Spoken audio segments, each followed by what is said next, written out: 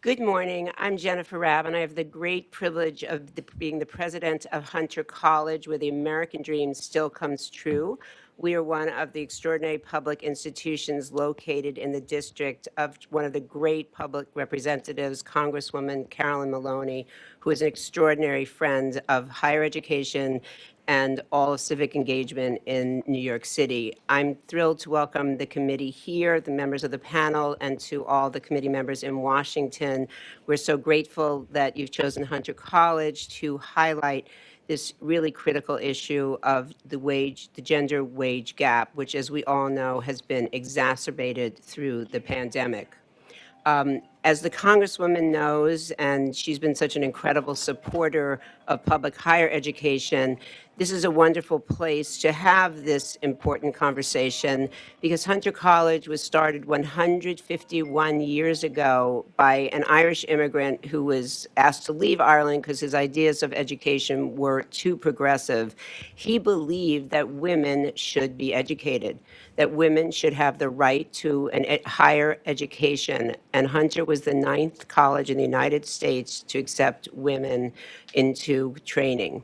We started as a teacher's college and then expanded into all sorts, every kind of educational opportunity, undergraduate and graduate.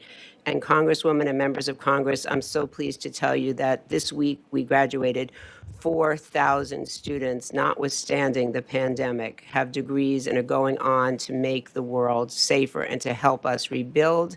And Congresswoman, I know you're going to be very proud. We had 14 valedictorians, and all of them were women. 9 were children of immigrants. As I say, the American dream still coming true, and 1 was an immigrant herself. So we have been devoted to the issues of women's equity. I'm thrilled that one of our panelists today is Professor Jennifer Gabori, who's an expert on gender equity as a member of our Women's Studies Department. And we are here to help support through research, focus, and education this incredible initiative and support to make sure that women finally, after all of these years, get the equal pay that we all deserve. The Hunter College motto is Mihi Cura Futuri. The care of the future is mine.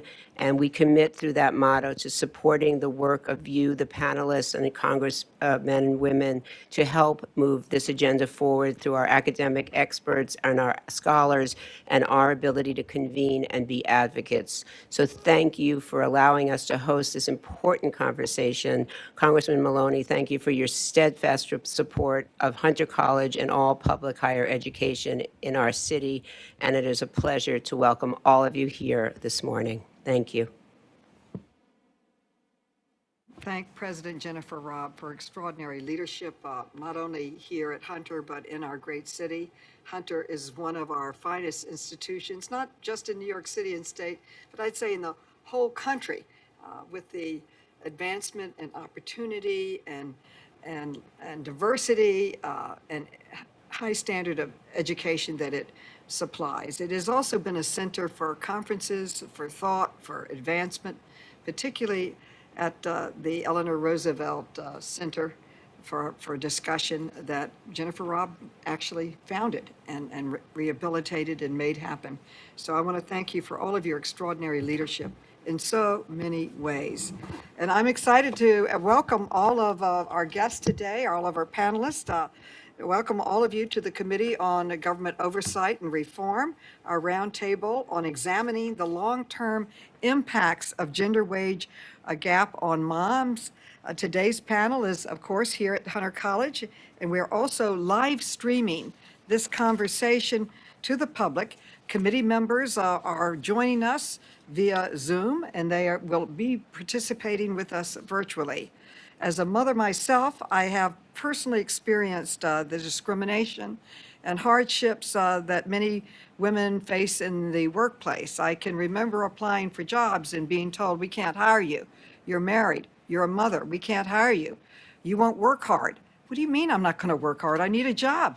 I remember when I had my first child going to the personnel office and inquiring about leave policies. And I was told there are no leave policies. Women just leave. And I said, I don't want to leave. well, we expect you to leave. I said, well, I'm not leaving. And they said, this will be the first time that that has happened. And so we've made great progress. I was able to keep my job, but they threatened to fire me and all kinds of things. So it's been very, very difficult for working mothers. Things have improved since I had young children, but they haven't really changed enough. And we must make more progress so that mothers are supported and fairly compensated for the incredible work that they do. Nearly 2 decades ago, I released a report with Representative John Dingell. It was called A New Look at the Glass Ceiling, which looked at women in key industries and looked not only at when they went into work, but 5 years out when they went into management. And it showed, because of work in Congress and the women's movement and labor, men and women often entered the workforce at equal pay. But 5 years out, when you went into management, when you went into promotions, the discrimination gaps were absolutely huge, sometimes more than 20 points. It also showed that in times of prosperity, when you would think it would narrow the wage gap, it broadened it. So it documented that. I have done several of those, and I'm going to issue a report today, a request to GAO with the women members and like-minded men on the committee, requesting a new look at the glass ceiling, a new GAO report that will measure if we've made any significant progress. I will note that women of color and women in different stages in their careers were affected differently in the disparities. So today's hearing is a sequel to an important hearing that we had in our committee in March 24th, which is Women's Equal Pay Day. And as we know, Women's Equal Pay Day is not a celebration. It's a day to recognize how far we still have to go to close the gender wage gap in our country. And our today's roundtable highlights Mom's Equal Pay Day. And that day marks how many extra days women with children must work to be paid the same amount as their male counterparts.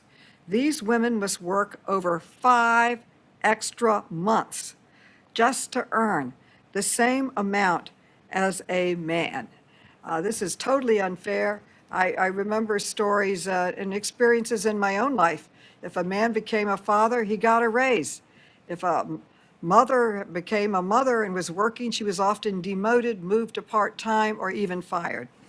On average, working women are still paid only 82 cents for every dollar paid to a man.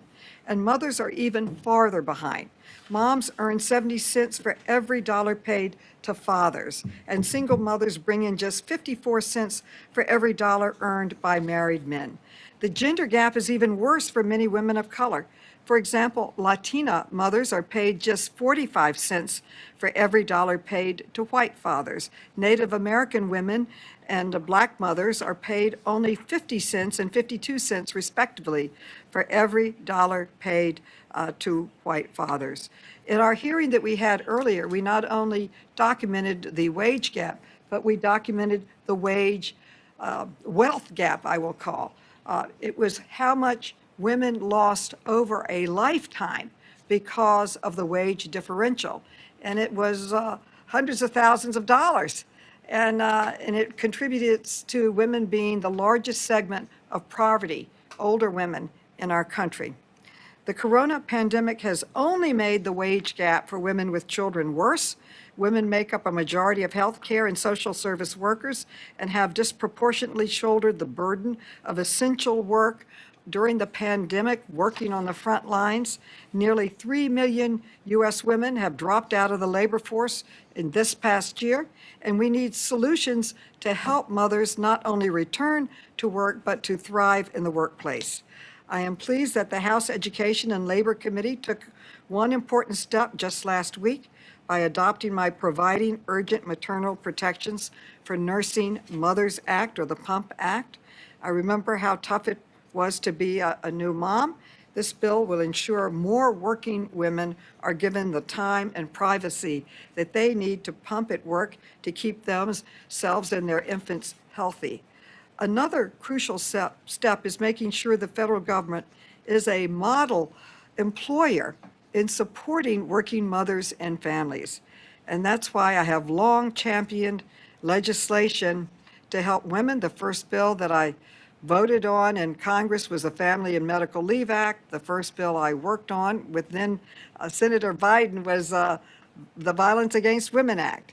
And I've long championed from I first came paid leave for the birth of a child. The United States and Papua New Guinea were the only two countries in the world that did not provide support for the birth of a child. Finally, we passed it last year, and it came out of the committee that I now chair. I'm very proud of that, and this is a great success for Congress. The passage of the Federal Employee Paid Leave Act, which provides federal employees up to 12 weeks of paid time for parental leave. And as I said, we need to expand that to cover paid family and medical leave for federal employees, which I hope we will pass this year and serve as a model to the private sector to do the same. My friend Representative DeLauro has a bill in that will do just that.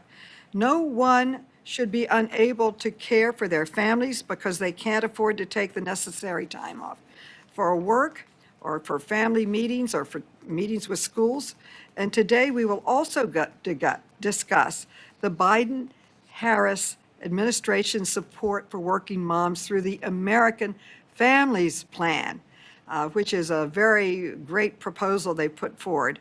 That plan would make crucial investments in childcare, paid leave, providing a major boost to the economic well-being of women and children.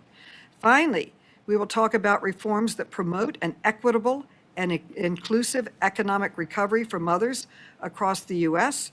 so that our response to the pandemic leads not only to recovery, but to a more equitable future. As chairwoman of the Oversight Committee, I will continue to seek meaningful solutions to these problems until women's work is valued equally. Our work is not done yet. I'm thrilled to have an incredible set of people here. I first want to welcome my colleague in government, Senator Jessica Ramos, who is leading this effort and fight in the Assembly and the Senate.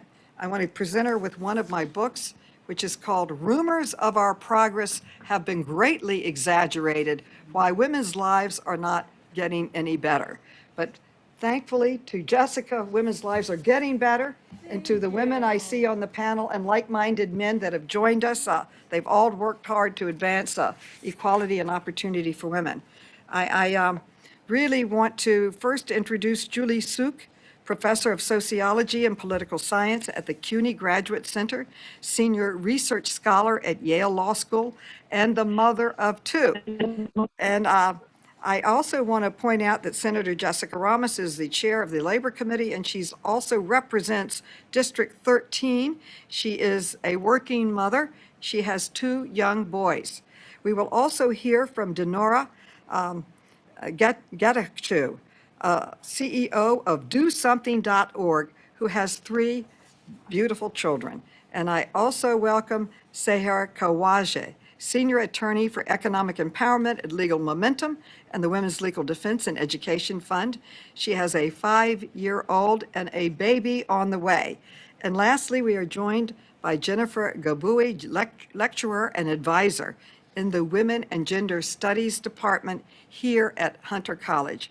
Thank you so much for joining us, for all of your hard work.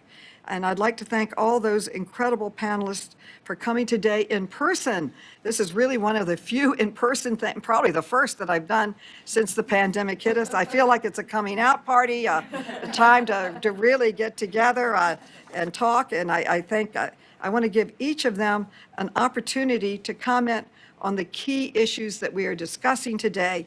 And then we're going to open it up really for questions from the panelists, but also my members of Congress. I see Debbie Wasserman Schultz, who is a mother of three, and has worked very hard on these issues of balance. And of course, the icon, an inspiration, a mentor to me when I came to college, even before college, the great historical Eleanor Holmes Norton. Thank you, Eleanor, for all that you've done for all of us in your long career of service. And she is leading the charge in our country now to make the District of Columbia the 51st state, which is long, long overdue. We thank you. And I see like-minded, wonderful men that support us, and we thank them. Your presence speaks very strongly to your values and your support, and it makes me happy to see you. Thank you so much for being with us. So I'm going to allow everybody to make a statement, and then I think our members of Congress should be the first to ask questions, and we will then continue our discussion. So Jessica Ramos, the great senator from Queens. Can I take this one? Sure. I know we're all trying to still be very, very careful. Oh, I have to press the mic. Okay, as if I wasn't loud enough. Hi, good morning, everybody. My name is Jessica Ramos. I'm the state senator representing District 13 in Queens. I happen to be the mother of two rambunctious boys who are 8 and 10, and I also chair the Labor Committee in the New York State Senate. So I think about being a mom and I think about work all day, every day. And it's really been a wonder to figure out how we're charting our path towards the future within the scheme of work, given all of the changes that we've seen throughout the pandemic. Now, we knew that there were so many challenges before the pandemic when it came to equal pay, when it comes to discrimination at work, whether it's challenging to find that work-life balance. And I think that's especially true for those of us who are in government and many others who work very long hours and don't necessarily spend a lot of time with our children. I mean, I'll tell you a little bit about myself. I'm no longer with the father of my children, and so having split custody, having to pay child support, not seeing my children as frequently as I'd like and be as involved in their academic life as I would like, it makes me want to cry just actually saying that out loud. It's been really heart-wrenching, but at the same time, fulfilling in my drive to ensure that every woman in our state and in our country is able to fulfill her dreams and feel as whole as possible. Because women are not just moms, and we're not just workers, and we're not just wives. And we can do and be whatever we want to be. And I'm very eager to read this book. Thank you so much, Congresswoman Maloney. Not only do I like the cheeky title, which is very you, I love that. But it's true. We are a long ways away from so many of the benefits and rights that have been made possible in other parts of this planet for so many women and for so many parents, and really establishing parenthood on a much more even keel. You know, in the New York State Senate, I have a bill to bring childcare to New York City, and we're actually in the process of amending it. It's likely going to be my #1 priority for the next legislative session in 2022.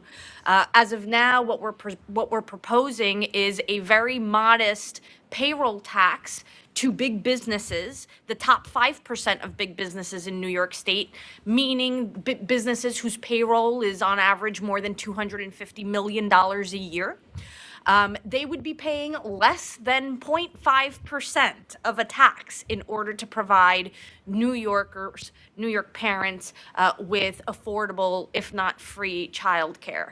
I don't know how people who earn minimum wage make ends meet, to be honest with you. This is why I have a bill to peg our minimum wage to inflation in New York State. And this is, in my opinion, of course, where exactly we should be moving our economy towards. We need to help people be happier. And I truly do believe that in helping parents spend more time with their children, not have to work, 2 part-time jobs and then have a hustle on the side in order to make ends meet, we can see our children achieve, their their educational potential, and hopefully, of course, have brighter futures than we ever dreamed of. I think that's the gist. I'm happy to talk about everything that we've been doing in the state Senate in order to advance this cause, making sure that women are at the forefront, and when we talk about an inclusive and fair economic recovery, that women really are not only partakers but drivers in that conversation. I mean, I always say when it comes to our pay gap and pay inequality, there's no greater remedy for this than collective bargaining. We want those salaries written down in a contract where it says that we get equal pay for equal work. And it's the best way to enforce that, in my opinion, before the courts. But we've done a lot to advance,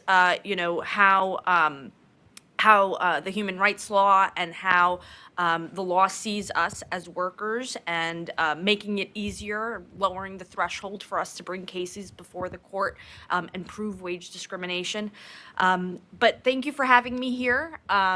It's an incredibly important topic to be discussing today, and hopefully this conversation with many more and our work will lead to a better financial stability for women. Thank you. We're going to go around the room to Nora. Thank you, and sorry. Good morning, everyone, and thank you for the opportunity to be here with you. I'm Denora Gatacho. I am currently the CEO of a national nonprofit called DoSomething.org. We are a 28-year-old tech-forward nonprofit focused on activating young people for social impact, really with a focus on young millennials and Gen Z. And I'll circle back to in a second how that's relevant to this conversation.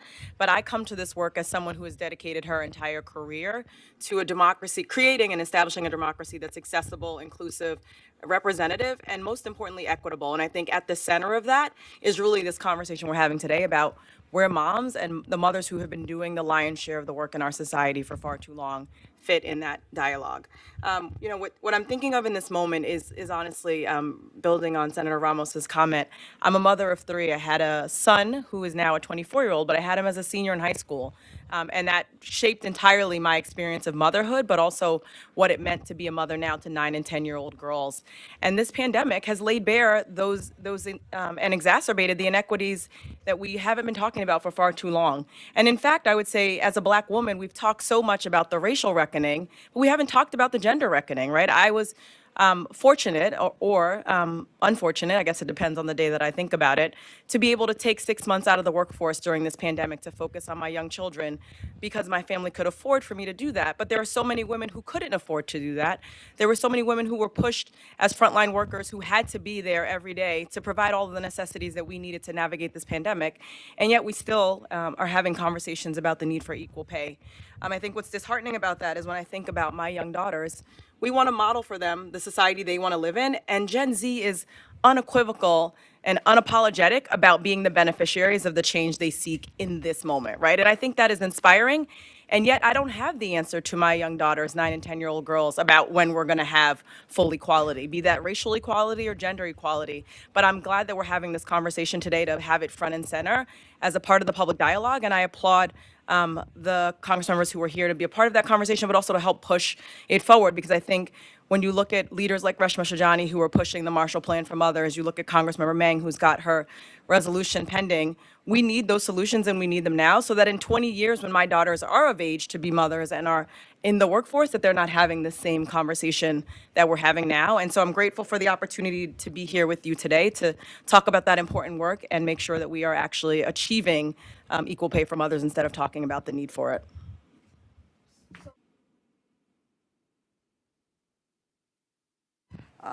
Women were paid 82 cents to the dollar. And I've tracked this the whole time I've been in Congress. And it's like stuck. For 30 years, it's been stuck there. It doesn't move. And it was even, I remember when I started working, it was 59 cents to the dollar. We got a raise, but it's still unfair. And so finding out how we can really try to achieve that. And when they go to court, they always win because equality and discrimination against women is not protected. We haven't passed the Equal Rights Amendment, so you can't enforce equal pay for equal work. So let's go around the room. I just had to say, you're right, at 82 cents to the dollar, we do have to figure out how to move that. Anyway. Thank you so much, Chairwoman Maloney and Senator Ramos, for your leadership on gender justice issues. It is a privilege to be here today to talk about this critically important issue at a critical juncture on Moms Equal Pay Day. My name is Sahara Khwaja. As the chairwoman mentioned, I work for Legal Momentum, the Women's Legal Defense and Education Fund. We have, unfortunately, been pushing forward, fighting for over 5 decades now to advance gender equality through the law. And, as we've heard, this is a difficult uphill battle that we're fighting. It's unacceptable that today Latina mothers make 42 cents to the dollar for every white father. This should not be. So in 2017, Legal Momentum launched our Women Valued initiative, and one of the goals with this initiative was to really pivot and shift the way we do legislative advocacy and educational work so that we are shining the spotlight and listening to the voices of women who are most undervalued in our economy and women who are most underserved by our current laws. And that includes women of color, women, the disproportionate number of women doing low-wage work, immigrant women, and victims of gender-based violence.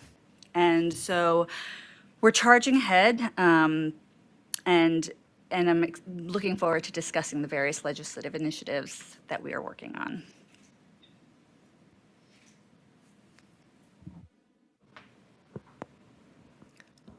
Good morning. My name is Julie Sook. I'm a professor of sociology and political science here at CUNY at the Graduate Center, and also a visiting research scholar at Yale Law School. I'm a scholar of comparative constitutional law, specifically gender equality provisions in constitutions around the world, as well as anti-discrimination law and employment discrimination law, and the author of We the Women, a recent book about the history of the Equal Rights Amendment. And I'm thrilled to be here this morning. Just yesterday, I was actually in Seneca Falls, New York, and I realized that the struggle for moms' equal pay does not begin today, and in fact did not even begin when Representative Maloney was applying for a job. It actually began in 1848 when Lucretia Mott at Seneca Falls drafted a resolution calling for women's equal participation in the trades and professions, in work and life outside of the home. She understood that women were also mothers, but that mothers at the time had very few legal rights, even to own the earnings that they made should they work outside the home. And that resolution that was born in 1848 at Seneca Falls then did not become law at that time. Alice Paul then in 1923 called for an Equal Rights Amendment to the U.S. Constitution. And even though the Equal Rights Amendment as proposed then, involved many issues. One of the central issues was the problem of women's access to work and equal treatment in the workplace. And that carries forward even 50 years after that was introduced in the early 1970s, 50 years ago from today.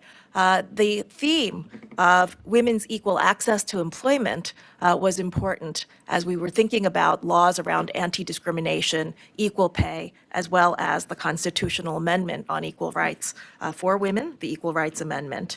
And certainly unequal pay in the workplace, both the public sector and the private sector, is a very important and significant and enduring manifestation of women's second-class citizenship status. That's something that has been laid bare by the coronavirus pandemic, because it's not only that women have been overrepresented in essential work and other low-wage jobs, but also that when schools shut down and daycare shut down because of the public health emergency, it was women, and particularly mothers, who became homeschool teachers, had to do 2 jobs, although they weren't necessarily compensated for all that extra work. And the childcare burdens also left to millions of women leaving the workforce. Of the over 5 million jobs that have been lost because of the pandemic, the overwhelming majority of those jobs have been women's jobs. And although we will make an economic recovery, now that we're seeing light at the end of the tunnel, it will take a while for women to come back to the levels, both in terms of employment levels as well as pay levels, unless there are strong interventions in public policy. So I'm thrilled to be here to discuss these issues with you. There are many other countries that have taken different approaches that I think we can learn from, and I hope we can speak to those as well. Thank you so much for the opportunity to be here. I'm Jen Gabori. I teach here in the Department of Women and Gender Studies. One of the core concepts we teach in my department is that of intersectionality. One of my, among the different things that many of my colleagues have already highlighted today is the problem with using, the trickiness of using this 82% figure, right? So like, if I like print out a chart, right, of the wage gap, of course, we see 6 different race categories. I would also want to add disabled moms or disabled women. I would also want to add trans women, right, to this. And then we can begin to also talk about the ways in which I would like to see the American Community Survey and the census, right, be more mindful in the collection of our data to make it much more easier for us to use the census data as researchers to better generate, right, charts like this, because I already start to see the problems, right, even within these, right, boxes. And it's, right, part of the trickiness of how we do this work representationally. I have a 6-year-old kid. I dropped him off this morning, or I didn't drop him off because my spouse dropped him off because I am here. But when my spouse dropped him off this morning, it's a pleasure. When my spouse dropped him off this morning, I'm thrilled that he was met by a African-American man at his learning lab where he does his remote school. But that African-American man is one of 12 workers at that learning center, and he is the only man in the building. One of the ways in which I hope we can continue to think about the wage gap is also what it means to move men into what we think of as the caring professions. My mom's a nurse. I know that her nurses union is extremely mindful about the recruiting of men into the caring professions. This is right, some of you, no doubt many of us here in New York City have seen the Men Can Teach ad, right, on the subways, and I'm thrilled, right, to see this. I would also like to see, and we'll talk to President Raab about Men Can Nurse, right, into the nursing program. The nursing program here at Hunter College recently graduated 79% of its bachelor's degrees were for women and 19% for men, and it would be great to see parity in that. I also would like to ask here, since it's an opportunity to speak to this in sort of to members of Congress, I believe the last time significantly that we looked at the question of equity in vocational training was back in around 2006.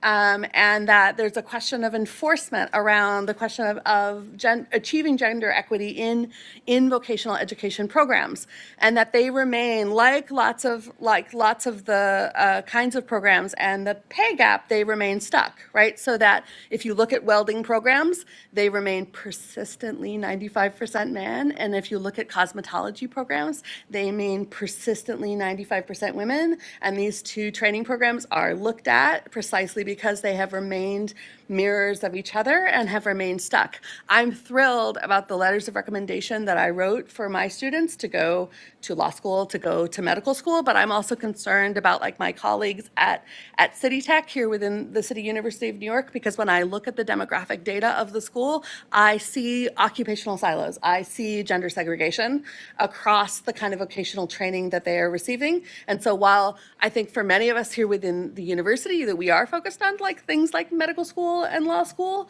I am also concerned about like hospitality training and like what that looks like and the ways in which that creates pay silos, right, that overlap, right, with the class and race segregation issues that we would like to see. Congratulations, Chair Maloney, on the PUMP Act. It would be great to see, I was thinking when you were saying this, knowing that I was going to talk about men, I was thinking about how great it would be to see a PSA for the PUMP Act where a woman had pumped milk at work and then a father was feeding the bottle to their child as an image for it. I also really would like to hear more about the prospects for what is happening and what we think we can get done within the kind of Biden-Harris plan for the promotion of families, but also in terms of the prospects for the Universal Child Care and Early Learning Act, maybe this year or soon. Okay. but thank you so much for the opportunity to be here. I really appreciate it.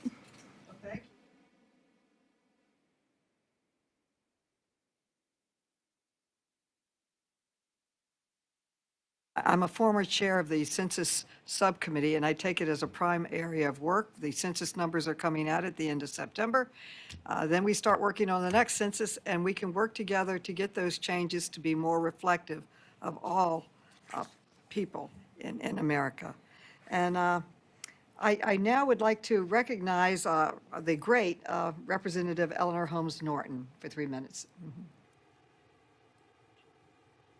Oh, we can't. Thank you very much, Chairwoman Maloney, for calling us together on this important topic, which needs the kind of examination we're giving it this morning. And I want to know what you have named this discussion, examining the long-term impacts of the gender wage gap on moms. Well, that's very frightening to hear the word long-term, because I'm assuming that it is particularly, it particularly notes during this pandemic where the wage gap has worsened, and apparently the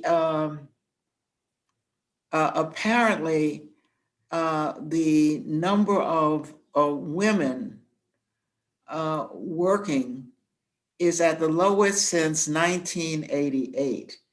So we were already low, and it looks like we've had a setback during this pandemic where women had to more often than men stay at home with children who were getting their education at the same time.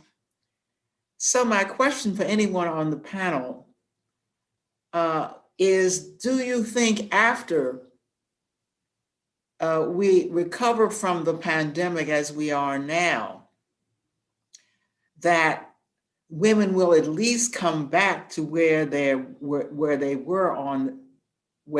before the pandemic, that women's employment will rebound when people are vaccinated and we're back to work? Or do you think that perhaps that will not occur and Congress should take action? And if so, what action would you advise Congress to take to make sure that this rebound occurs? Anyone on the panel? I'd be interested to hear. I'm going to throw the question to begin with Professor Sook. If you could start off the discussion. Thank you.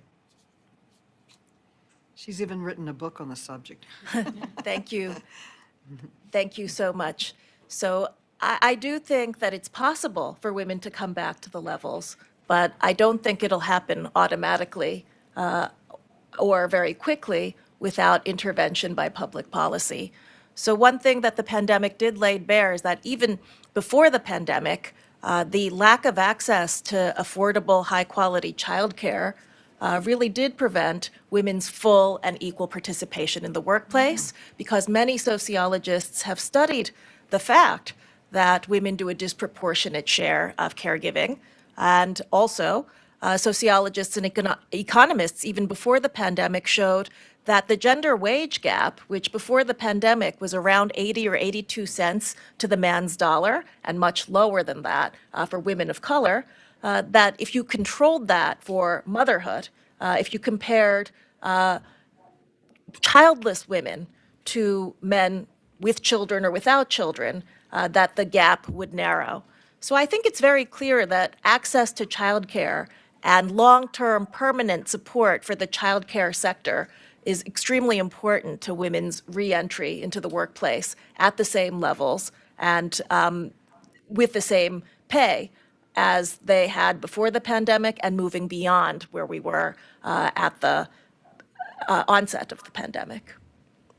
I will also point out, though, that one of the difficulties that we're seeing, particularly with public policy responses that take these problems into account, the inequalities faced by women in particular, or even racial minorities who have also been disproportionately hit by the pandemic.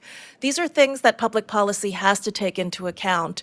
And I will note that just last week, in a Sixth Circuit Court of Appeals decision, Vitolo versus Guzman, a judge found that a priority given to small businesses owned by women and minorities was actually a violation of the 14th Amendment, the Equal Protection Clause, that was found to be a form of race and sex discrimination to try to help women and minority-owned businesses.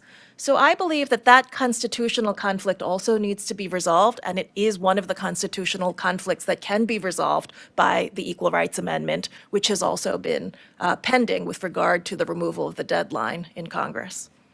Thank you so much. I now call on representing the minority, Representative Sessions, and I want to thank him for his hard work on raising money for breast cancer research. We worked together on a coin that raised money for research, and I appreciate his help. Would never have passed without him. Thank you. Representative Sessions.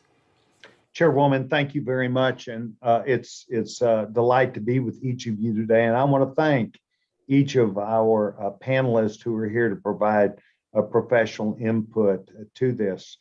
Senator, I would like to engage you first. Have you ever worked in the free enterprise system? Private sector. Oh, no, I have not worked in the private sector. Okay. I spent 16 years, moved 7 times, was with a rather large company, and each of the jobs, each of the years that I was paid, I was the lowest on the totem pole because I was the newest employee. As I was promoted 3 times, I was always at the bottom, literally, in the entire company. And this company called AT&T had lots of employees, but I was at the bottom because I was a brand new or newer in my job title. And so each of the times that I got promoted and moved, I would receive some sort of treatment in my pay based upon a zone or the size of the city. But every time I was the lowest pay because on average, the people who had been there were there for 17 years, had received COLA payments, had received other things throughout their years. Under your way of thinking, and perhaps under the law that you are proposing or pushing, do you think that day one I would have received the equal or same pay as someone who had had my same job 17 years, my senior? So it sounds like you had a good union job. I'm And not a union, ma'am. I'm not. I was a summer worker. I was a full-time employee. you were I a was a summer worker manager. with AT&T. Well, that's interesting because AT&T has traditionally been quite a good union employer with the Communication Workers of America. Yes, ma'am, but And I'm I in a can't right speak to to work exactly. state. I'm sorry, I'm going to answer your question. The Congresswoman's trying to say something. Can you hear her? Oh, no, I'm talking to my kids. That's great. That's great. Well, first off, let me correct the record. I mean, I usually, so much of my career has actually been in government, but my first job was actually working at a law firm in my district in Jackson Heights, where I picked up the phone, I was a receptionist, and I was paid $300 a week. It wasn't a big firm, there weren't that many people, but it was certainly, I was certainly underpaid considering what the minimum wage was at the time. It was an agreement I had, it was my first job, and looking back towards that, I can't speak to your experience, but I think that there is something to say about merit and something to say about seniority for sure, which is where I was going with in talking about collective bargaining and ensuring that, there is somewhat of a meritocracy that we live in. What we're talking about is equal pay for equal work. So any other woman who had the same summer job as you and performed the same duties as you should be making the same money as you. So it's not about comparing you to people who have a lot more seniority and therefore a lot more experience on the job. This is a lot more horizontal than it is vertical. Well, and I would encourage you. I think that Gentlemen, Gentlemen's time has expired. If you'll put your question in the chat, we'll make sure it gets answered, but we Appreciate have a that, time Chairwoman. limit. We have another hour in this room, and then we have to leave. So we have to keep to our time limit because I want some discretion. Okay, we'll get back to you after we get through the other members. I now recognize Congressman Lynch for 3 minutes and thank him for his leadership on all of these issues, too. Thank you so much. Thank you, Madam Chair. Wonderful to be with all these amazing panelists.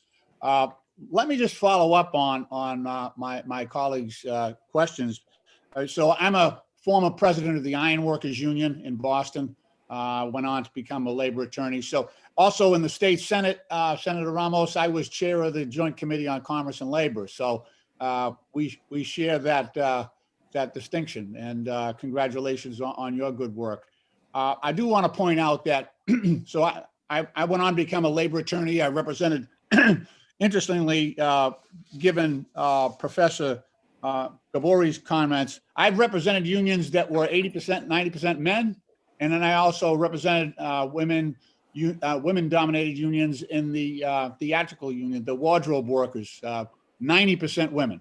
And I've often struggled with that dynamic on how to blend out these different unions and make it more equal. But Professor, that's the first time I've heard anybody address that in any meaningful way. So congratulations to you and your good work. When in the union environment, we have when a new worker comes in, to address the question of seniority, when a new worker comes in, when I was an apprentice boy, I earned originally about 70% of what a journey person would earn. So no, typically in a union environment, the new person does not get the full wages. However, as a union president, and I want to go back to Senator Ramos's comments regarding collective bargaining. Once I had a woman on the job, I didn't have to worry that she wasn't getting dollar for dollar, penny for penny, the same wages that her male co-worker was getting. And that was an enormous relief to me once I got that woman on the job. And first of all, she had to complete an apprentice program, right? So her wage skills, her work skills were up there, and she was proven to be a competent worker in that field. Once that woman got plugged in on the job, I didn't have to worry. She was getting the exact same wages, the exact same benefits, the exact same health care, the exact same retirement benefits that her male counterparts were earning. And so I actually think that's part of a solution. And the question is how, and it goes to both Senator Ramos's question about collective bargaining and the impact of that. We just passed the PRO Act in the House. I'm very proud of that, to protect the right to organize and the right to be a member of a union, to have a voice in the workplace. And also, Professor Gabori, and I hope I'm pronouncing that correctly, talking to her issue about making sure we have full and equal participation in these different unions. But Senator Ramos, is there something that you're thinking about in terms of how to extend those collective bargaining benefits and the voice in the workplace to women on an equal basis? Thank you so much for the question, Congressman. It's really an honor to be interacting with you right now. I did know of your background and that you're part of our labor family as well. It's true. We are striving in New York to create an environment that's much friendlier to union organizing, to workers organizing on the job. And, we're eagerly here in New York rooting for the Senate to pass the PRO Act as well. I mean, I won't, get into the weeds too much, but, Uber and Lyft are here trying to impose their model of unemployment insurance and workman's comp on our, New York workers, whereas what we're trying to do, what I have legislation to do, is ban captive audience meetings, figure out how it is that we can protect the workers from being covered or overwhelmed with corporate propaganda at work. As we speak, workers who work in Amazon warehouses on Staten Island are organizing, trying to get better conditions and better pay on the job. We are seeing a lot of precarious working conditions here in New York across several sectors, not only the gig economy, not only in warehouses, but on construction sites where so many of our undocumented immigrants are especially taken care of. So to me, it's really about lifting that union standard and making sure that, that as many New Yorkers as possible are covered. This is why I bring up collective bargaining in these spaces where we talk about women's pay, because often, especially immigrant women, are not necessarily supported in their organizing efforts, are not aware of their rights. And here in New York, our undocumented population has rights, nevertheless. So we strive to educate our workers, and we're striving to, fight the impact of Janus, of the so-called right to work laws, and other poisonous, I was going to say poison pills, but they're not even pills. I mean, it's just terrible legislation that has made it very difficult for us to increase our union density and therefore grow the middle class in our country. The gentleman's time has expired. I now recognize the gentle lady, Representative Tlaib, who is obviously a great mother, talking to her son during the hearing. She often brings her children to Congress. It's always great to see them. And you are now recognized for 3 minutes, Congresswoman. Thank you so much, Chairwoman. So I'm really happy. One of the first things I got to participate in is, Congresswoman Debbie Wasserman Schultz created Mamas in Congress. And I wasn't really sure about the group, so I showed up, and it was amazing because of our shared lived experiences, not only obviously in the workforce and doing the work we're doing. I don't care if it was managing everything, but we both also had children while serving in office, and just even those struggles. And again, I can't compare that with a lot of our neighbors across the country and their struggles in the workforce, especially those that are in situations where discrimination is because they're a woman, but primarily also because they're mothers. I find that one of my first jobs I interviewed for, the person asked if I planned to get pregnant, which is illegal. But I didn't even know what my rights were in regards to that. I don't want to be able to that right for me to have a child, but also be mistreated in the workplace. And this was a nonprofit organization that I was applying for. But I find that still continues to be this constant dilemma and challenge for many, I think, really moms across the country, of course, women in general, but especially those that are mothers or even traditional mothers or chosen mothers or whatever it is so incredibly difficult to find places to nurse, to find moments to deal, because every pregnancy is different. Every post-pregnancy experience is different and sometimes can be very traumatic. And so I would love for you all to talk a little bit about that, because, I love being a mother in the space that I am, because it really does help me stay grounded and focused. I don't know how to explain to you all. It's like things were kind of blurred. And as soon as a child is put into my hands, and I became a mother, everything became clearer. Climate crisis, the future immigration system, the workforce, just, ending poverty and what's happening to our children that are getting denied access to clean water, all of that. I want to hear from all of you in regards to that, because I think it's important. I watched, and as Congressman Lynch also represented clients, I had a client at the Sugar Law Center for Economic and Social Justice when I was an attorney there. We represented a woman who was a firefighter, proud firefighter, and she got pregnant. And just, as went on, her doctor's like, hey, you can't do some of the heavy lifting, all these things. Her male counterpart, y'all, male counterpart who got injured, not at work, off work doing something else, was given some leeway and reduced what they call weight limitations, all those kinds of things. But she wasn't. And they blamed it on, well, that wasn't as if she was supposed to consummate this child in the workplace. Oh, well, that wasn't created because of the workforce, right? It's that kind of idiocy and just kind of madness that drives me crazy, especially those that say family values. But then it was us women saying, We want to be moms, but we also want to be firefighters. We want to be members of Congress. We want to be those that help in poverty, whatever it is. And so it is so hard. And again, I can't stress to you enough, being a mom, and I know Debbie Wasserman Schultz can agree to this.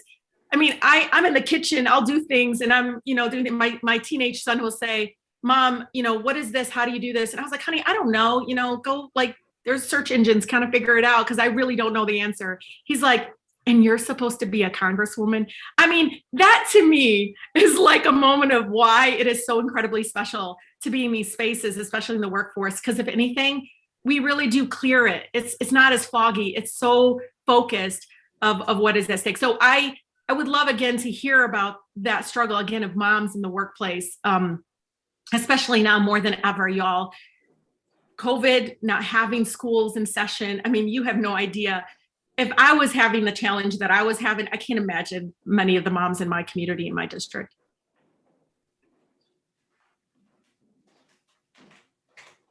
Chairwoman, I'm not in the room if anybody wants to answer that. Yeah. I'm happy to jump in first. And again, Denora Gatacho, CEO of DoSomething.org. And I want to first bring to answer your question, Congressmember Tlaib, the presence of young people, right? DoSomething.org is a 28-year-old nonprofit, and it's youth-led, right? It's a movement that young people themselves are leading around cause and what matters to them. And you're right. Every day, young people are saying, there's intersectionality, right, to the professor's point, around all of these issues, and how do we manifest that? I think this is a pivotal inflection point for not just America, for the entire world, right? Coming out of this pandemic, and I don't know where we are in this marathon journey, but let's hope we're closer to the end of the 26.2 miles. If we don't actually learn from this moment and then go back to the dangerous and I think very unsustainable ways of the pre-COVID, we have done ourselves and society a disservice, right? The fact that this all has been laid bare, as we've all talked about, the fact that we know the facts around the inequities. As a Black woman, I make 52 cents on the dollar of a white man. That's problematic. And I'm working hard, right? So I'd like my whole dollar. If we don't actually address the structural inequities that have gotten us to this moment. So it's not just about acknowledging the problem, it's showing what the root causes of the problem are and then taking systemic action to address them. So it's everything from making sure that we're not using Band-Aid solutions. We need full-time school for children, right, in person in a safe way. We need childcare for younger children to make sure that mothers can actually go back to work. We need retraining programs to support moms with getting back into the workforce and making sure that they can upskill and be competitive for jobs that are not just frontline worker jobs, right? I think of Black women in particular who are more often than not in the healthcare industry as cashiers, as elementary school teachers. They have higher aspirations, but those are the jobs that provide them with the flexibility and the ability to be there for their families. I also think about this from a personal perspective, and I think many of my Gen X colleagues would agree with me, which is I'm in this sandwich generation, right? So I've got elders who I'm helping to care for, right? As much as I have my 9 and 10-year-old daughters who I was homeschooling while running a nonprofit during the pandemic. And so I think we need to address that root cause as well. And then the last thing I would think about is we're all talking about what return to work means, but we haven't actually set up the systems designed for success for that. So if women can't actually return to work because they're still doing all of the unpaid labor of mothering and caring for others, then we're just setting up a system that is designed to continue to perpetuate the inequities that have gotten us to this moment. And then the last thing I'll say is thinking about access to banking. There are so many communities that are underbanked, and so we have to continue to work in frontline working jobs because we can't afford to be upskilled or to get an education to have more high achieving jobs. And so I think this opportunity today to really put all of the systemic solutions on the table to make sure that we are planning for how we actually address this problem is what we should be continuing to talk about and solve for. Yeah, I know I'm out of time. Thank you so much, Chairwoman. Just if the panel can take a look at my Boost Act, I will share it with all of you. It is something that came from the Mothers and Children Roundtable that I had in my district. And it would uplift 45% of people living in poverty out of poverty. So it's something to take a look at. Thank you so much, Chairwoman. Great. Lifting them out of poverty. Why don't you describe your BOOT Act? I think we'd all like to hear it. Oh, no. So the Boost Act is the closest thing to universal basic income. I know people are not always there, but it is kind of EITC, earned income tax credit on steroids is what I call it. So it's $3,000 to $6,000 per family making less than $100,000. And instantly, from the data we got from CRS and others, it would lift, again, 45% of people living in poverty, including the children and everybody attached to that person, is uplifted out of poverty because of that. And again, it's earned income tax credit was the most successful anti-poverty program for a very long time, but now because the cost of living has increased and we haven't been able to expand it in a way that I think would be as successful, I think that's why the Boost Act takes a different direction and is much more inclusive, Chairwoman. Thank you so much for your hard work. I now have the opportunity to recognize Debbie Wasserman Schultz, who is the founder of the Moms Congress, Caucus in Congress, and many, many other things. And I can say that after very close personal observation, since we share a house together, she is an excellent mother and Congresswoman. Very good to see you, and you are now recognized.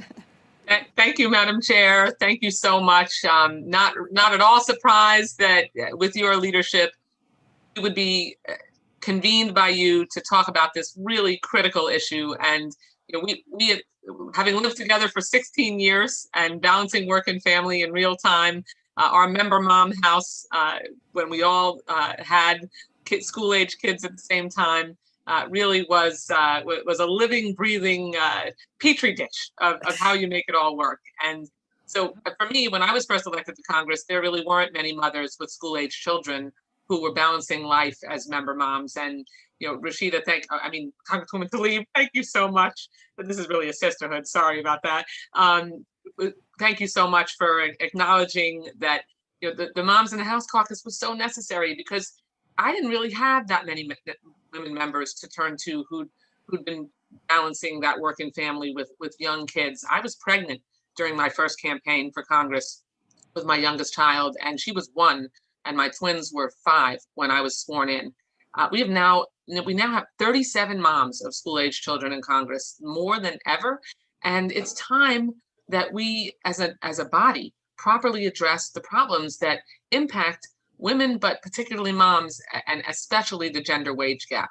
But I really want to focus a little bit more, now that we've been able to see through this pandemic. I mean, there are some silver linings. One of those is that we were able to see how you actually can do a lot of work from home, which gives women and parents more flexibility to be able to balance that work and family and not have to choose between being the consummate professional or the consummate parent.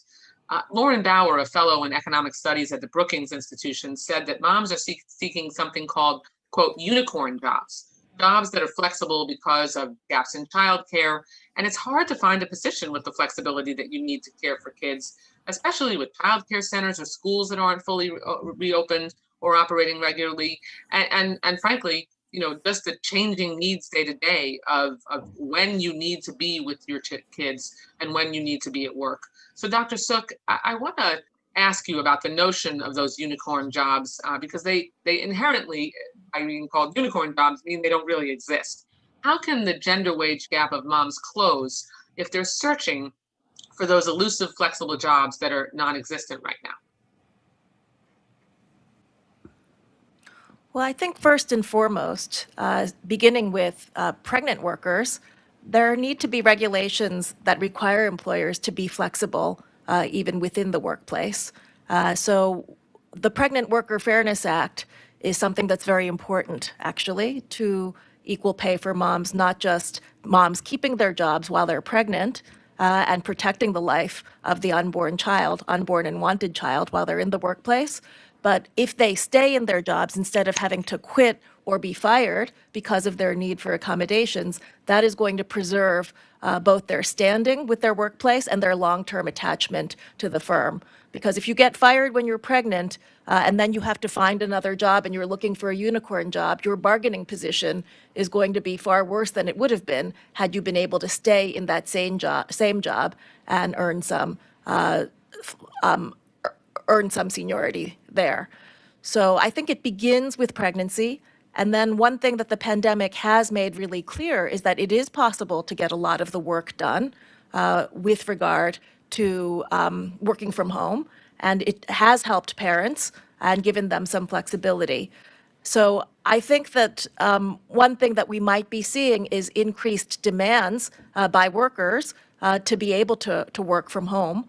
And it's possible that the inflexibility that you're seeing in the workplace can be seen now because we have so much more data about business, whether or not it's really necessary for businesses to force people to come in at all times and work on a rigid schedule. Because we know that's no longer necessary, if you think about traditional employment discrimination claims, that is its disparate impact on the basis of sex, if parents, and particularly mothers, are disproportionately disadvantaged by rigid workplace rules when we now know that it's not necessary to have those rules in order to maintain productivity. So I think we might see some changes in the way we think about what sex discrimination is as it's litigated, because we now know what's possible that we didn't know before the pandemic. Madam Chair, I know my time's expired, but thank you for providing a forum for us to talk about the quiet parts out loud here.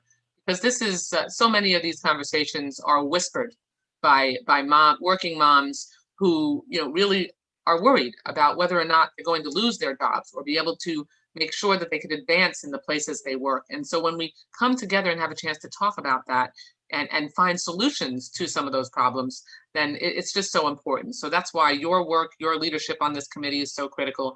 And let me just close by acknowledging, I just lost my mom at the beginning of April, but she proudly attended Hunter College as a college student. So I just wanted to thank you for having it at the place that my mom went to school.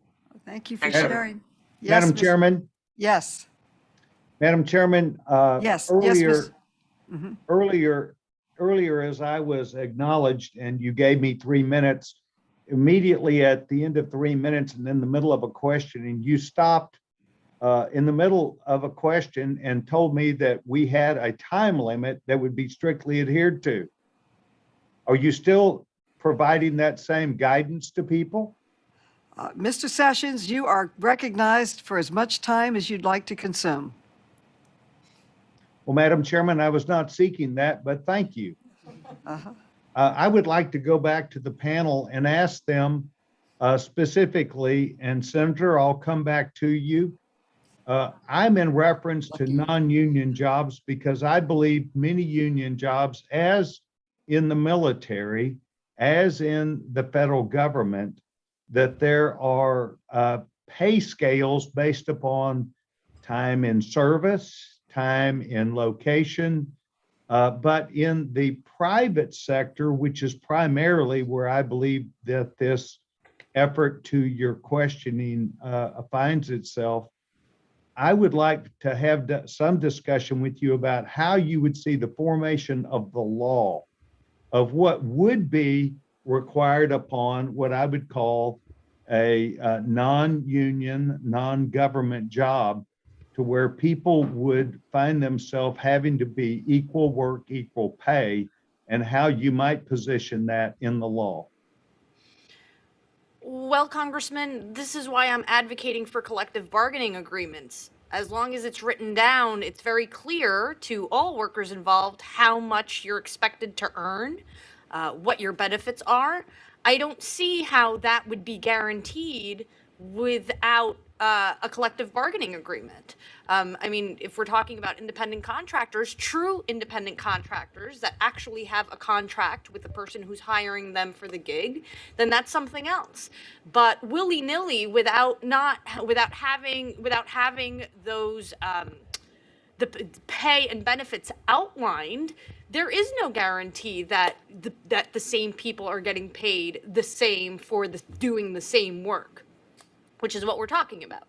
So, okay, well, let me make sure I know, because that's not what I'm talking about. I was talking about a management employee, a person who would agree that they would come and open up a place, that they would train employees, that they would be there after hours, that they would provide feedback to employees, that they would be expected to represent their company, perhaps on the weekend and at night, perhaps at a chamber of commerce, perhaps at a union meeting.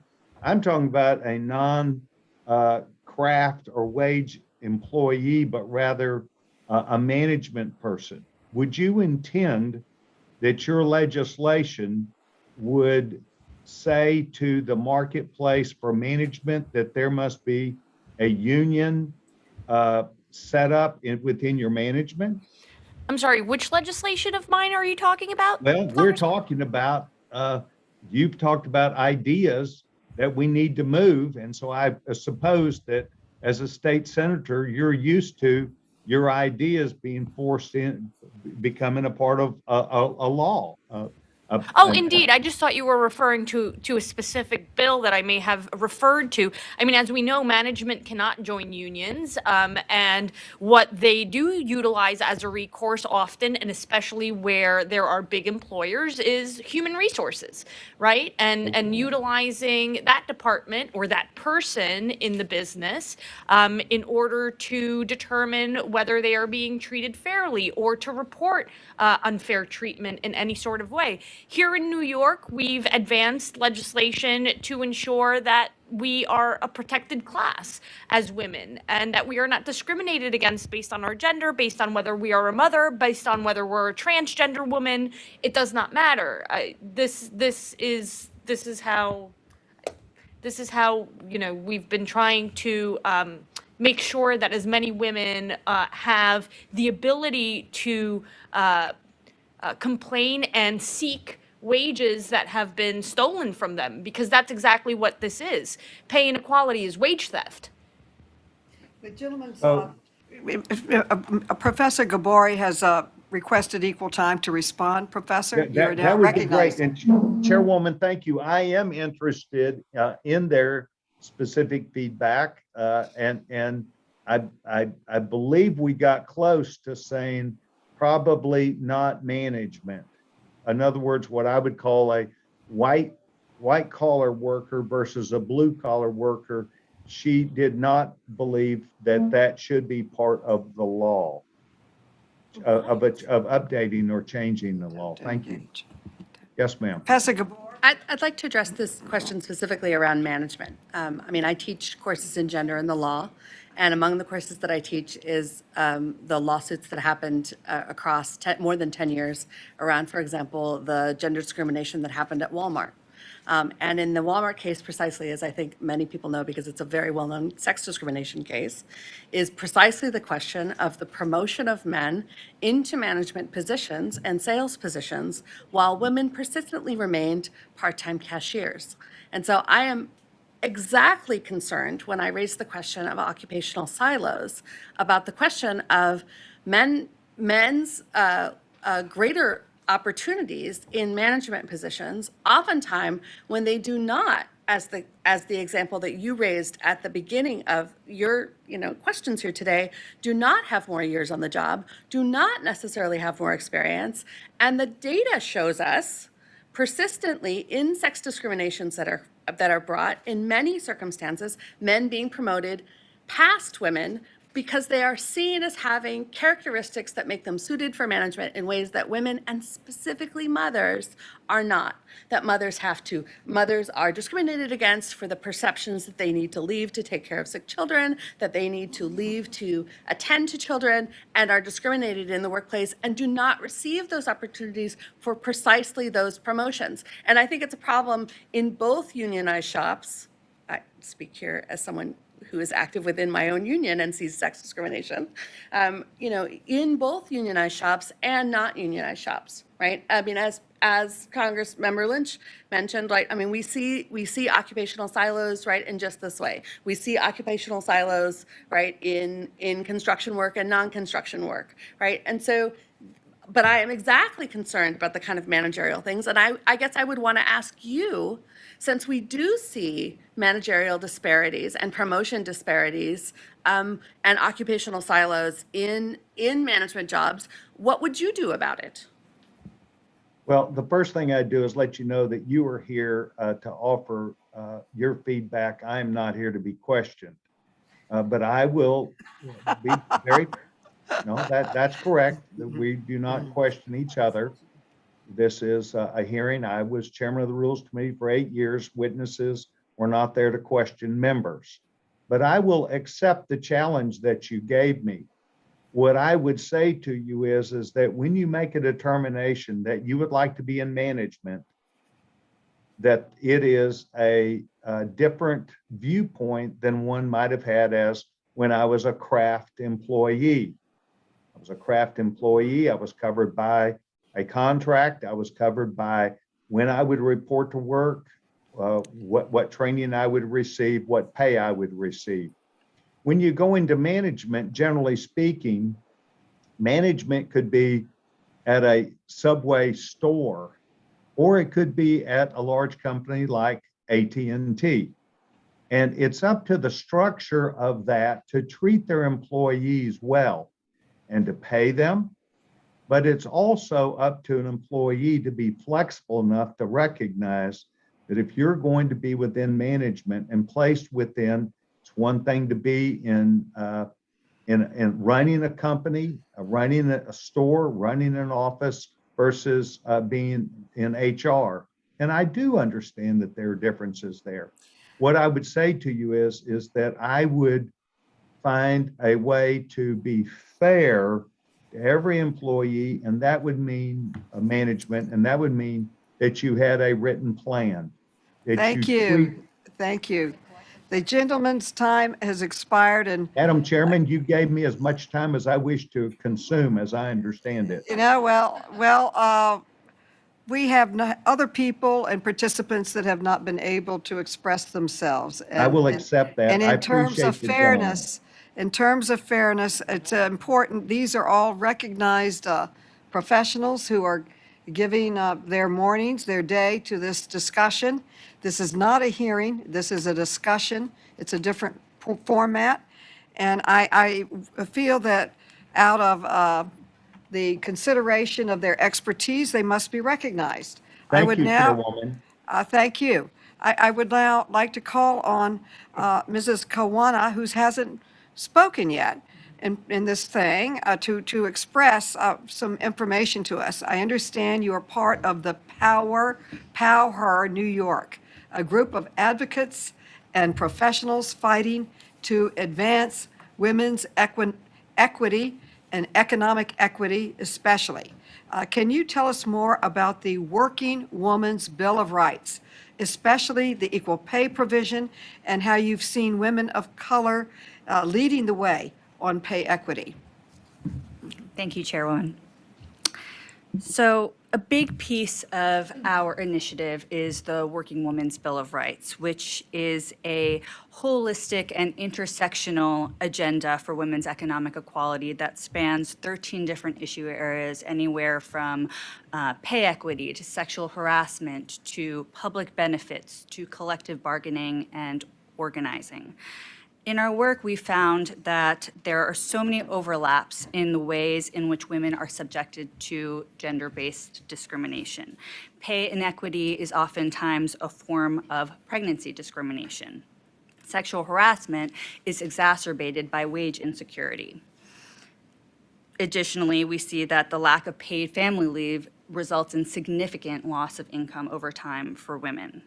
And our goal with the Working Women's Bill of Rights was really to put all of these issues into a framework in one place and to recognize that we cannot meaningfully advance gender equality unless we are looking at the ways in which these issues are so interconnected and unless we are tackling all of them. Congresswoman Eleanor Holmes Norton raised the question of, are women going to rebound? And I think the pandemic has exacerbated long-standing disparities that we are very familiar with. I think it's both a reminder of how far behind we are, but I think it is also such an important opportunity for transformative change. We have no choice but to make sure women return to the workforce on equal footing. And this is really our shot. With respect to equal pay and equal pay practices, it is a multifaceted problem that requires a multi-pronged approach. And we need to be very proactive at this juncture to make sure we're making progress. We need to force employers to be more transparent about pay practices. One way we're seeing women of color lead the way is in introducing powerful, innovative legislation that really stands to benefit women of color. Senator Ramos mentioned several pieces of legislation she's working on, but in New York State, she also introduced a transformative pay disclosure bill that would require all employers in the state to disclose pay, salary, or salary ranges at the front end of the process, so that you know going into the job what the pay range is. I mean, this is a very simple concept, but it's a very different way of doing things. And it will advance pay equity for women simply by opening up the information, by eliminating opportunities for implicit and overt bias to come into the salary setting process. In addition to that, we need to be focusing on the fact that today the majority of minimum wage workers are still women. That's unacceptable. We need to raise the stagnant and egregiously low minimum wage. We need to eliminate the tipped minimum wage, which disproportionately impacts women. And we need to be working towards a living wage for all workers across the United States. The fact that this is a controversial concept to me is ridiculous. And then I think beyond that, today, women's work is still synonymous with low-wage work. We have a huge problem with occupational segregation. We need to begin the process of reevaluating how we value work so that women's work is no longer low-wage work. And that conversation really needs to start today. And we need to force employers to stop relying on salary history.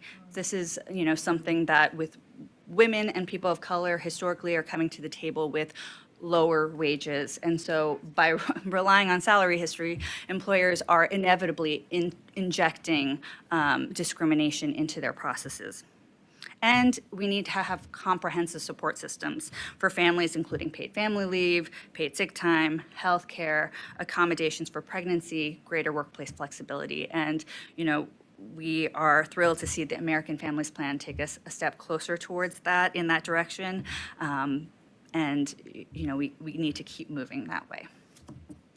Thank you so much. I'd like to ask Senator Ramos if she could give us an update on what is happening in the New York State Legislature to advance equal pay for equal work, improve working conditions, support for families. What can we look to this year? We have a great year going on in Congress, I got to tell you that much. We've got a lot of proposals. But I want to know what's happening in New York State. That's good to hear. I do have a little rundown here about everything that we've done from 2019 being a pivotal year in the New York State Legislature, of course. The Republicans had been in control of the state Senate for so long that when we came in 2019, I believe we really hit the ground running and have started to turn the tide against discriminatory practices. We passed the Equal Pay for All, which prohibits a differential rate of pay based on protected class status. I referred to this a little earlier. We also passed the Fair and Non-Biased Compensation for Protected Classes, which establishes a policy of equal pay for all public sector employees on the basis of protected class, and created a private right of action for these employees to have a mechanism in which to challenge any discrepancies in that. We did pass a bill to ban salary history inquiries, and that prohibits employers from asking prospective employees for wage and salary history as a requirement for a job interview, job application, job offer, or even a promotion. And we passed the Equal Pay for Public Employees, again, which is a state policy that ensures that public employees receive fair and equal pay by substantially similar work. Those are things that we've done since, among others, of course, because this work is so intersectional. But thank you for shouting out my my range disclosure bill, we are trying to build transparency and accountability into the hiring system. Much harder to do, of course, in the private sector than the public sector, where we are the employer too. But the absence of transparency in these pay practices has been a leading factor in pay discrimination, and has perpetuated environments that foster systemic racial and gender biases and disparities. So there is a lot that we have done. There's a lot more to do. And I referred to, us tackling childcare. I also have a bill to create a special task force at the state level in order to zero in on how we can reduce child poverty in New York by 50% over the next 10 years. Huge New York City issue, but also a huge Rochester and Syracuse issue. Here in New York, unfortunately, we're the state with the largest income inequality, and that's even by pre-pandemic standards in the entire country. So I'm very thankful for this space and be able to talk to all of you about how we can move this forward, because there is a lot more to do. And we're hoping at the federal level, you, of course, Chairwoman, can guide us and hopefully make women's lives a little easier and more stable. That's an impressive record. In the state Senate. We congratulate you for all your work.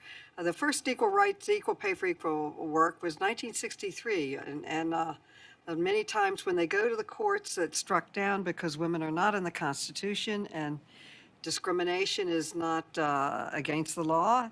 So many of these cases fail. So I'd like to ask one of the leading academics on the Equal Rights Amendment and equal pay for equal work, Dr. Sook, if you could comment on the Equal Rights Amendment, why we need it, just your comments on where we stand.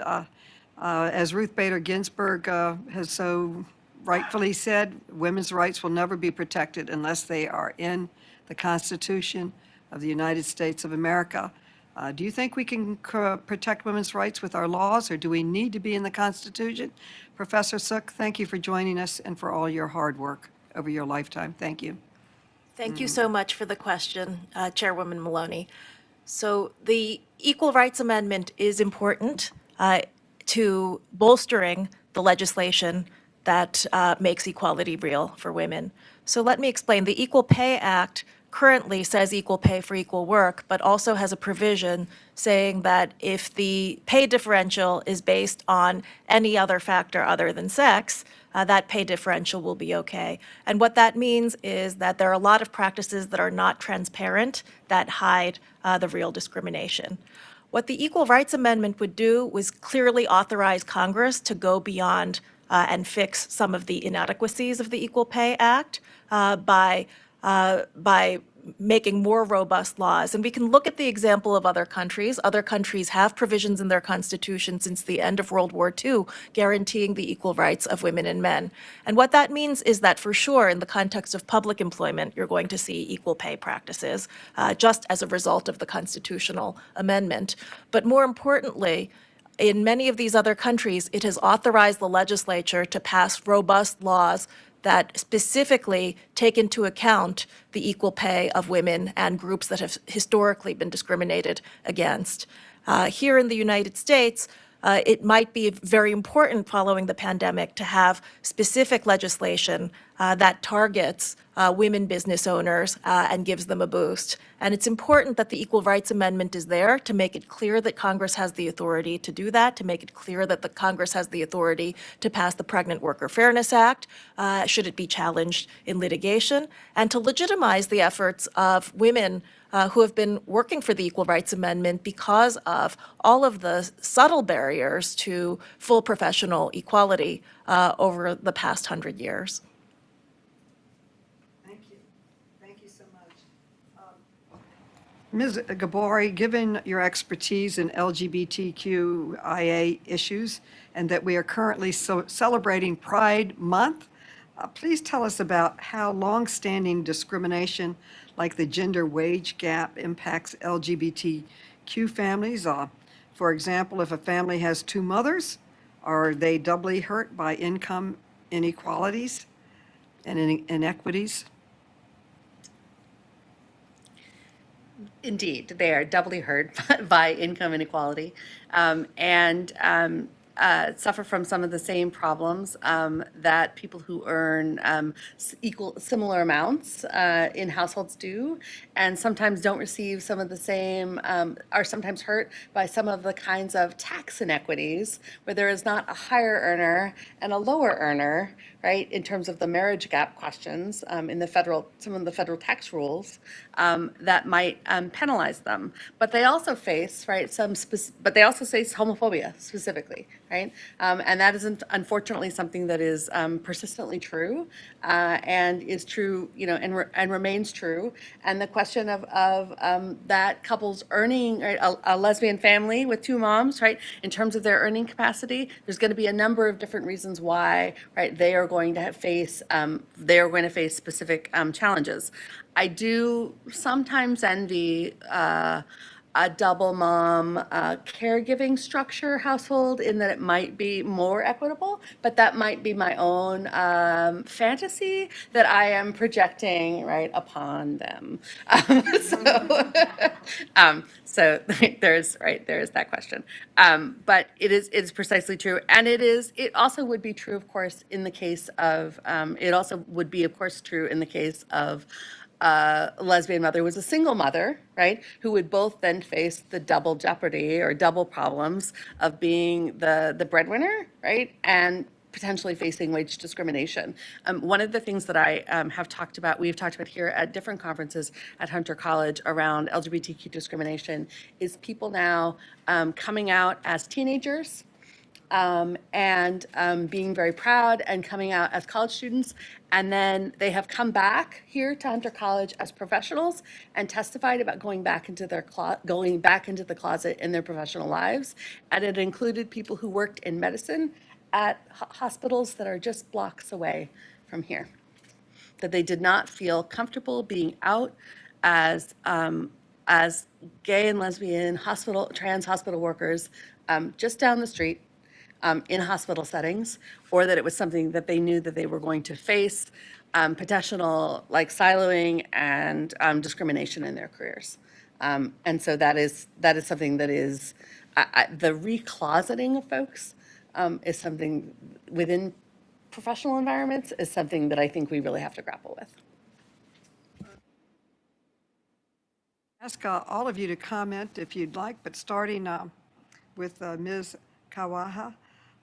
In all of your research and in your work, what have been some of the innovative policies implemented here in America, in New York City, or that you've seen in America, or in other countries to curb pay disparities and discrimination against women in the workplace? What are some of the new ideas we should be looking at? Would you like to begin? No. But you haven't, I would like you to, I'd like you to begin and we can go down the line, okay? Mm-hmm. I was happy to defer to my colleagues who have more substantive expertise. I think some of the solutions that Senator Ramos has lifted up about what we're trying to do here in New York as it relates to pay disparity, pay transparency, and greater efficiency in the process is key. But this is not the area where I have the most expertise, so I was happy to defer to my colleagues who have more expertise.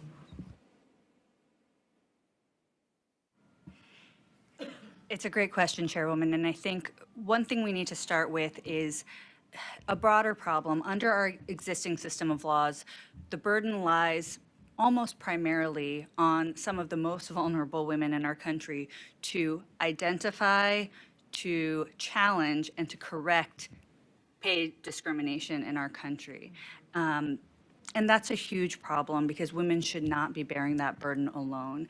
I think one of the things, the way we need to shift the conversation is that we are at a juncture where it's essential that employers who are perpetuating these wage disparities take on that responsibility and that onus as well.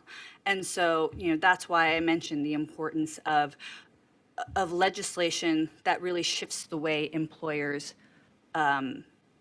do salary, in which they do retention and hiring and promotion. We need to have a more transparent system in which women have the information that they need to actually identify the disparities. And for the most part, we want employers to be creating fair environments. And I think a lot of employers really do want to be creating fair work environments. I mean, it doesn't benefit anybody to have a place of employment where you are perpetuating gender and racial and other forms of disparities. So pay transparency, and we've seen a bunch of recommendations there, and we've seen there a bunch of provisions within the Paycheck Fairness Act that will advance that. So there's a pay data reporting provision that was previously tried to be enforced under the through the EEOC. That's a pretty important one. In addition to pay data reporting, we we want employers to conduct pay audits. We mentioned, New York is leading the way, and Colorado is another state that's enacted a pay disclosure bill. But in addition to that, I think, like I was mentioning before, we have a huge issue about occupational segregation. So I think we need to be moving beyond the discussion of equal pay for equal worth. We need to be having a conversation about equal pay for work of comparable value, equal pay for work of equivalent value, because we need to be looking at why so many women are working in these low wage occupations and men are working in much higher paid occupations. And that's one area in which countries around the world are really focusing more on these concepts than we are in the United States. And I think we need to be turning to them to really start that conversation. Thank you so much, Professor.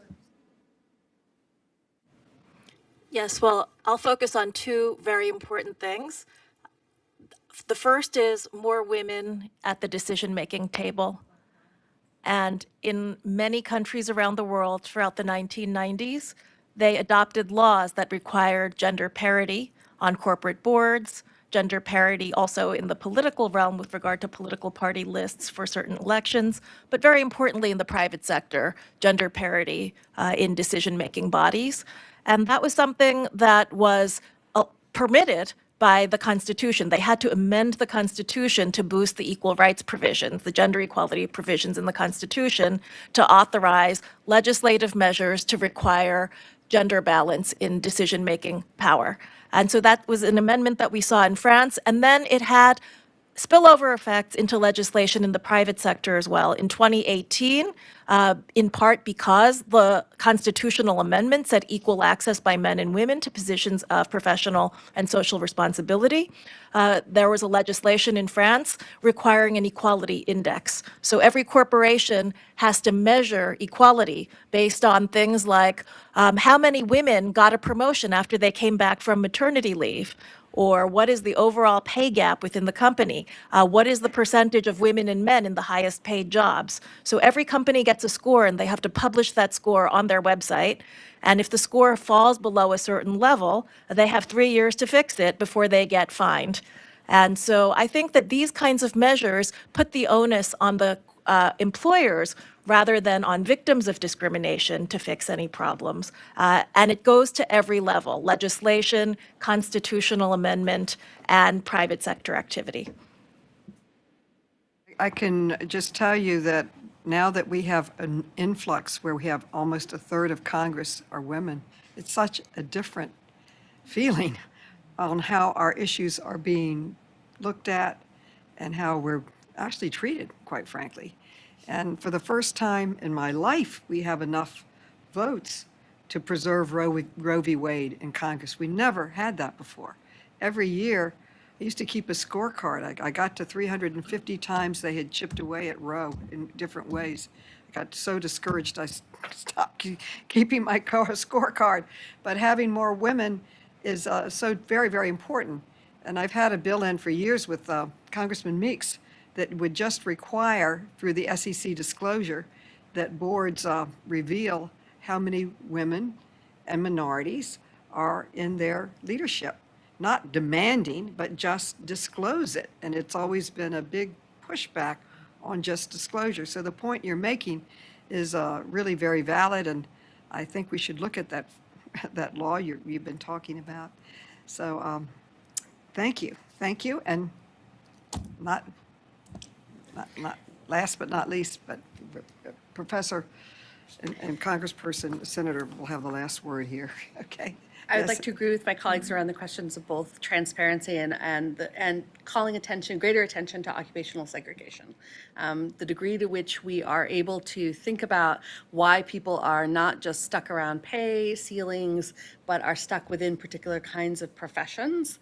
I have a student here at Hunter College who was my own child's caregiver in the first year of his life.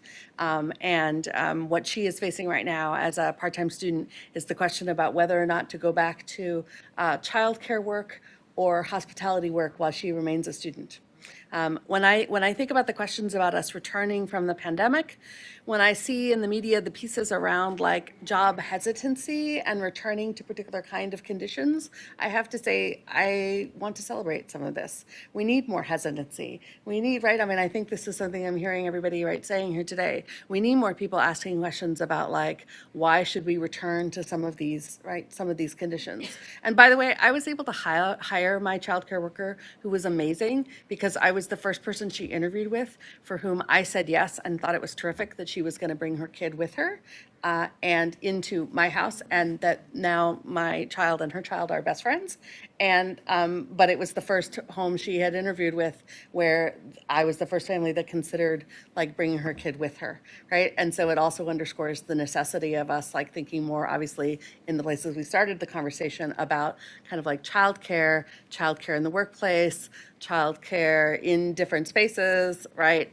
Alongside of the kinds of work that women are doing often in other kinds of spaces, right? We've talked about like home and home flexibility, but domestic work, and the need for like why we in New York State have made some progress on that at the federal level, like that is one of the things, right, that obviously needs more attention and bolstering, right, across the board.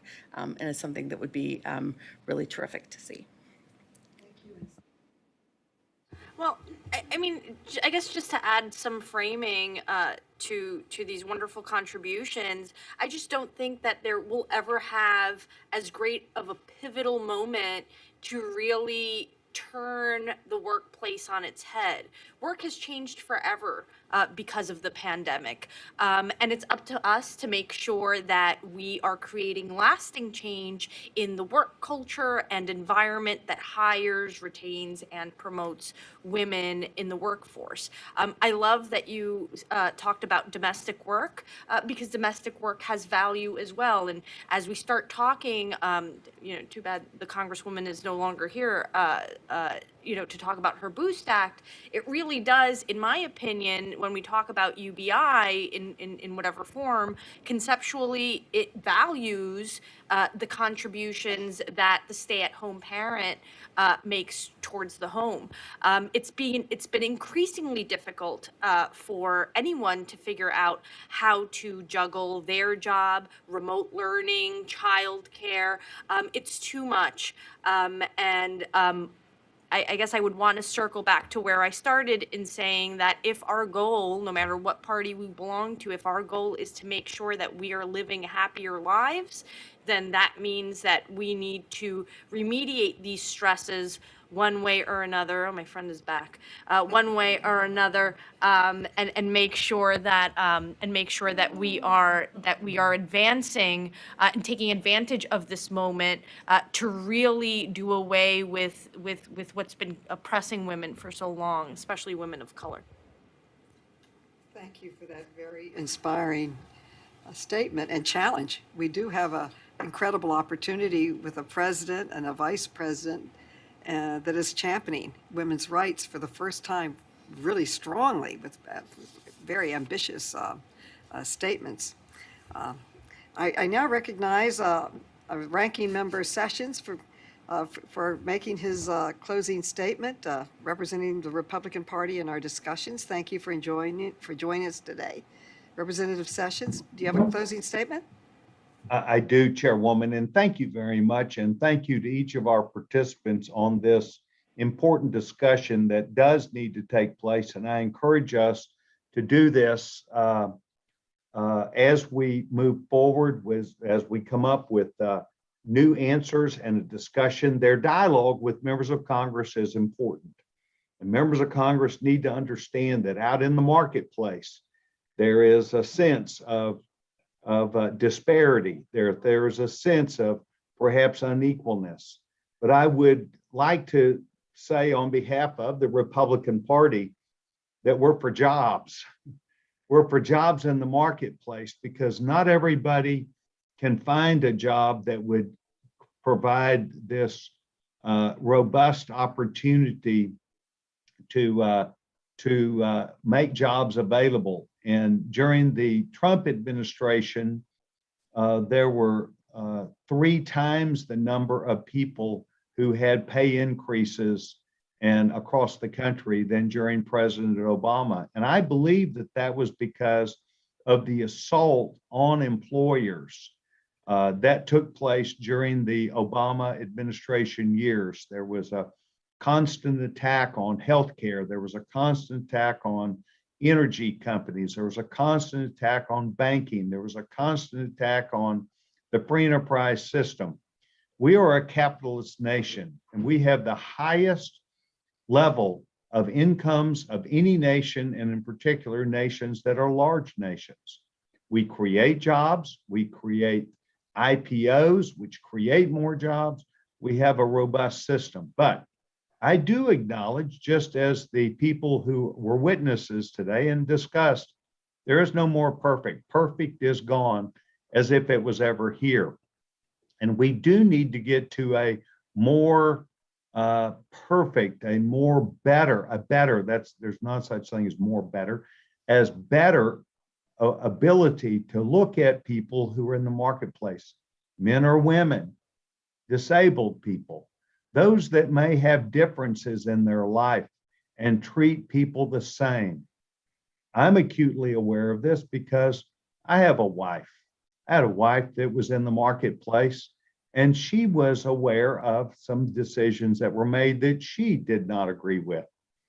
I'm the father of a disabled child, a Down syndrome young man, and I openly have seen where there is probably a better way that we could get closer to providing more employment and better opportunities.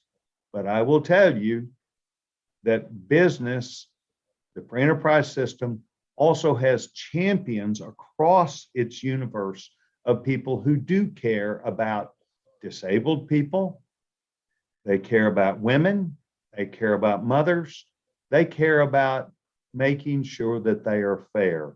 And so I think what we need to do is to look at what might be the bad actors and encourage them through not only the bully pulpit that we have, but really to focus on them and to recognize what that tendency might be to not be fair. So your feedback today has been important to us. The chairwoman, who is a very dear friend of mine, is a champion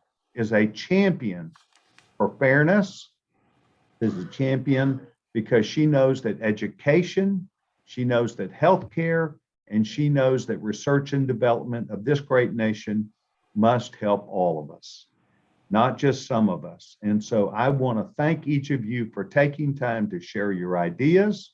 And Senator, I am your friend, and I appreciate you taking time, as well as the other panelists, to come be a part of what we were doing today. Chairwoman, I would yield back my time, and thank you very much.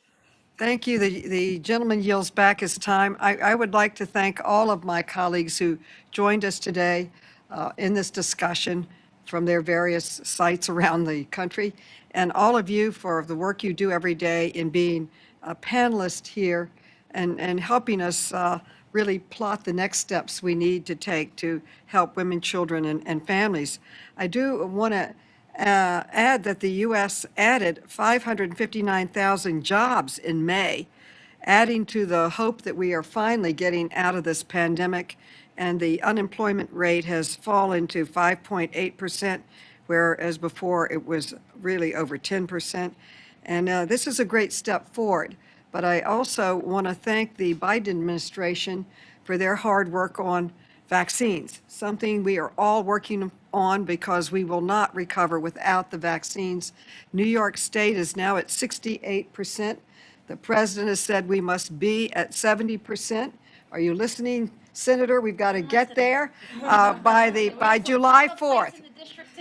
By July 4th, we've got to be at 70%. So all of us, if you do not have a van or you do not have access to vaccinations in any place in this great city, let us know. We will work with the mayor, with the governor, with everyone to get those vaccinations to you and out the door. In terms of childcare, one of the wonderful things that has happened in New York because of the American Rescue Plan, because we've had the money for the first time to afford it, we have expanded 3K throughout my district so that helps every working mother and father and everybody, but especially a child. I'm a former educator. All the research shows the most important thing you can do is invest in early education. We now have 3K across the great city of New York because of the American Rescue Plan. And it has come in to help in so many ways with our mass transit, with direct grants to our people, with food, with housing. It's the most comprehensive plan I've ever seen. As a former teacher, I've never seen so much money go into education, which really thrills me. I know that in my lifetime, we've made progress for women and working moms, and during my tenure in Congress, but we still have a long way to go. There were many ideas put out today. Our committee has started a review of equal pay for equal work. We are going to have a forum for each category. You've added a few categories for us today.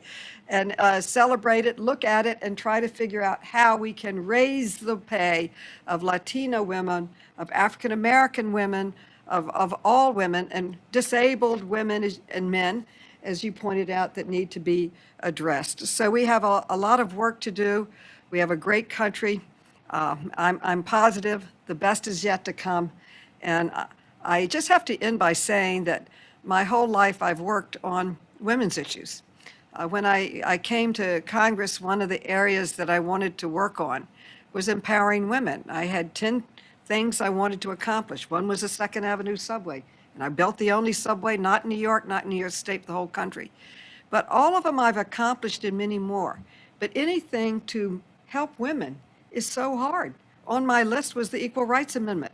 Every country in the world practically has it, but we have not been able to move and ratify it here in the United States. Although we got 38 states to ratify it, Virginia being the last, and we are moving forward in many ways. But it's been very, very difficult. The bill to just expose how many men and minorities and women are on boards. We haven't been able, not that we haven't tried it and pushed it. So I think we need to keep in touch and really strengthen each other with ideas and support. And I agree with Senator Ramos, we have a unique opportunity. When I first introduced paid leave for federal employees, which is in the jurisdiction of the committee I served the whole time I've been in Congress, it was almost laughed at. Why are you working on something so unimportant? I couldn't get a hearing on it. We finally passed it last year. This year, we're going to pass it to paid sick leave. But oftentimes, women's issues have been the second, third, or swept under the rug and forgotten. But not in this Congress now, and not with this president.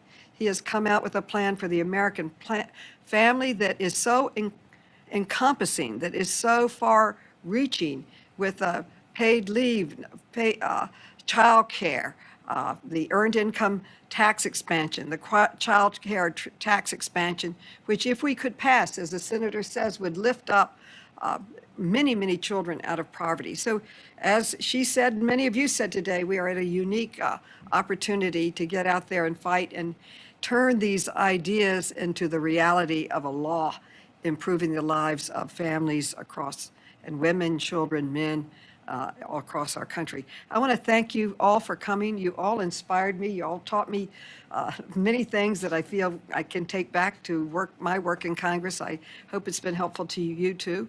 Thank you so much for coming. I'm deeply appreciative. Thank you. This meeting's adjourned. Right on time. And thank you, Mr. Sessions, for joining us and representing the minority. Thank you. Yes, ma'am. Thank you, Chairwoman.